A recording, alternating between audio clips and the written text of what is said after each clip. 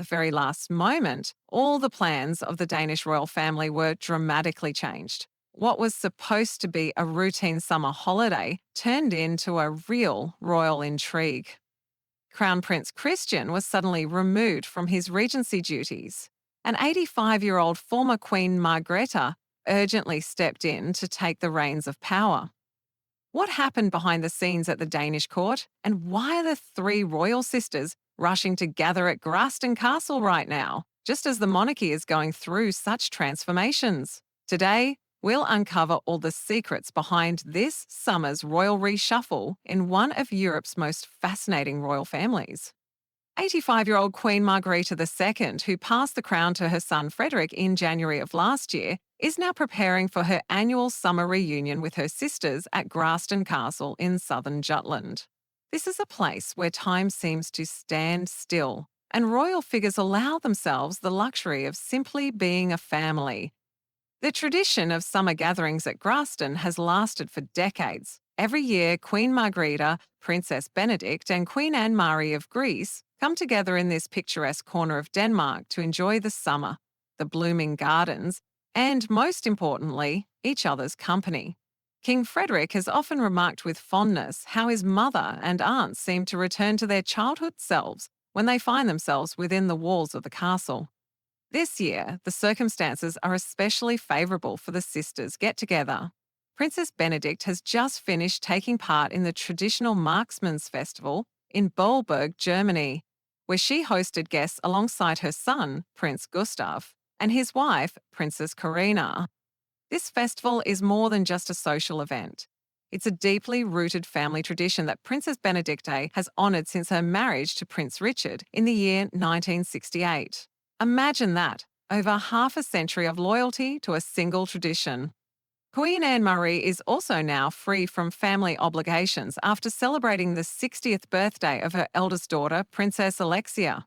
Princess Alexia chose to mark the occasion quietly with close family during the summer holidays, continuing her relatively modest lifestyle away from royal ceremonies. This choice speaks volumes about how modern royals strive to balance public duties with their personal lives.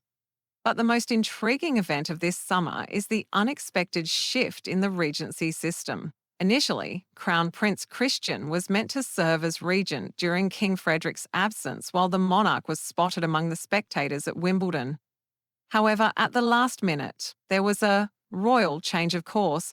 Queen Margrethe stepped in as acting head of state. The reasons for this shift remain a mystery, which only fuels public curiosity. Perhaps Crown Prince Christian had urgent personal commitments, or maybe this was a strategic decision tied to circumstances unknown to us. Either way, it showcases the flexibility of the Danish monarchy and the willingness of the older generation to support the younger when needed. As acting head of state, Queen Margrethe holds all the same powers as the king. She can hold state councils and audiences, sign laws, appoint and dismiss ministers and governments. This reminds us that even after stepping down from the throne, her experience and wisdom remain a priceless asset to the Danish monarchy. It's fascinating to watch the new generation of the Danish royal family gradually step into the life of the kingdom.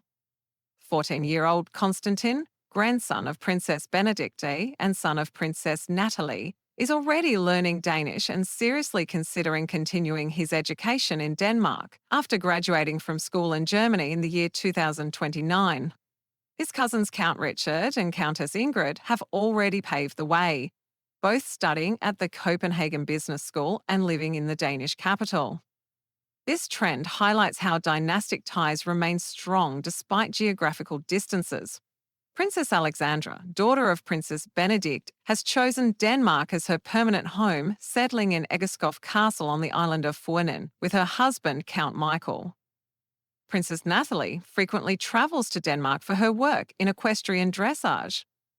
These connections are not just formal, they reflect a deep emotional bond with their Danish homeland. The summer season at Gråsten traditionally begins with the royal family's arrival in late July, when King Frederick and Queen Mary officially take up residence in the summer castle. But the festive atmosphere begins much earlier, as the three sisters gather among the blooming gardens and enjoy the simple joys of being together. Gråsten Castle becomes a place where protocol takes a back seat to genuine human connection. Here, you can see royals in their most natural state, as ordinary people who cherish family bonds above all titles and honours. This is what makes the Danish royal family so relatable and beloved by its people. This upcoming summer promises to be especially symbolic, the second summer of the new reign, a continuation of long-standing traditions, and at the same time, an adaptation to new realities.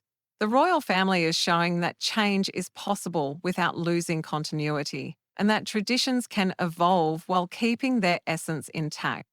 In a world where so much is changing at breakneck speed, the story of the Danish royal family reminds us of the value of stability, family ties, and respect for tradition. The Gråsten gatherings of the three sisters are more than just society news.